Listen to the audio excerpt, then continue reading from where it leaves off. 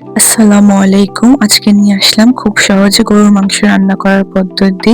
প্রথমেই একটি কড়াইতে গরুর মাংসগুলো নিয়ে সেখানে দিয়ে দিলাম স্বাদমতো লবণ, ১ চা চামচ হলুদের গুঁড়া, ২ চা চামচ মরিচের গুঁড়া, ১/২ চা চামচ জিরার গুঁড়া, ১ চা চামচ ধনিয়ার গুঁড়া, ২ টা তেজপাতা, কিছু দারচিনি, এলাচি ও লবঙ্গ।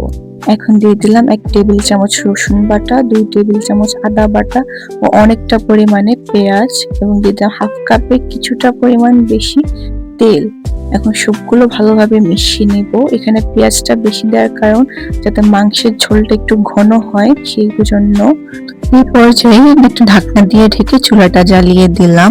কিছুক্ষণ পর ঢাকনাটা সরিয়ে দেখলাম মশলাগুলো ভালোভাবে সিদ্ধ হয়ে আসছে ও মাংসের সাথে মিশে গেছে।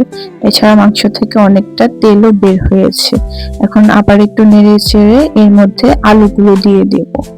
আলুগুলো মাংসের সাথে ভালোভাবে মিশিয়ে নেব যাতে আলুগুলোর মধ্যে মশলা লেগে যায়। এরপর আবার ঢাকনা দিয়ে ঢেকে নিলাম। কিছুক্ষণ পর দেখলাম আলুগুলো প্রায় আধা সিদ্ধ হয়ে গেছে। এ পর্যায়ে প্রায় ৪ কাপ পরিমাণ পানি দিয়ে দিলাম ঝোলের জন্য। দেখুন আমার গরুর মাংসটা কিন্তু হয়ে গেছে। আর এই পদ্ধতিতে আপনারা কিন্তু খুব সহজে ঝামেলাহীন ভাবে গরুর মাংস বাসায় রান্না করতে পারবেন।